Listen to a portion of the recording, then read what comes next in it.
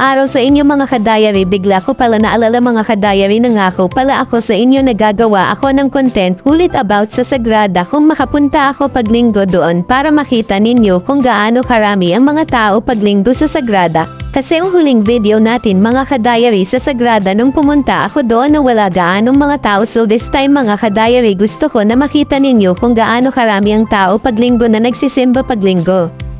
Actually mga ka-diary, biglaan ko lang naalala ang content na ito kasi nangako nga pala ako sa inyo na gagawa ako ng video about sa Sagrada kung marami na ang tao dito.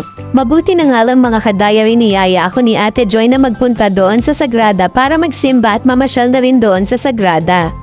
Sa totoo lang mga ka-diary, hindi ko pa naikot ang kabuuan ng Sagrada na iyon mga ka-diary, pero nung gabi na iyon nung magkasama kami ni Ate Joy doon ko lang halos naikot ang kabuuan ng Sagrada na iyon. Nung inikat namin ang Sagrada, mas doon ko higit na appreciate ang ganda ng tinatawag sa Gateway 2 na Sagrada de Familia.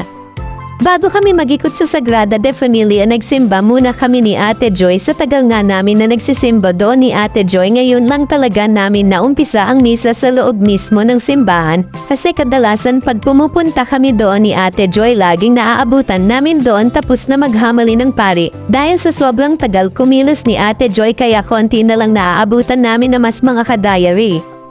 Pagkatapos namin magsimba, naghikot-hikot na kami sa Sagrada mga ka-diary.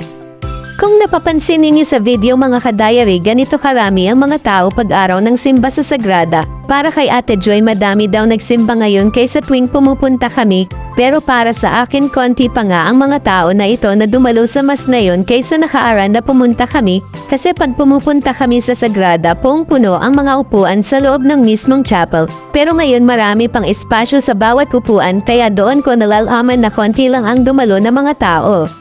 Sa labas pa lang mga ka-diary, eto na ang mga ganap, may magkasintahan na nag-date sa naturang lugar na ito. Meron naman mga kabataan doon na hindi magkamayaw mag-post para mag-take ng mga picture, ang iba naman ay abalang-abala sila sa kakasayaw para i-upload sa TikTok platform nila mga ka-diary.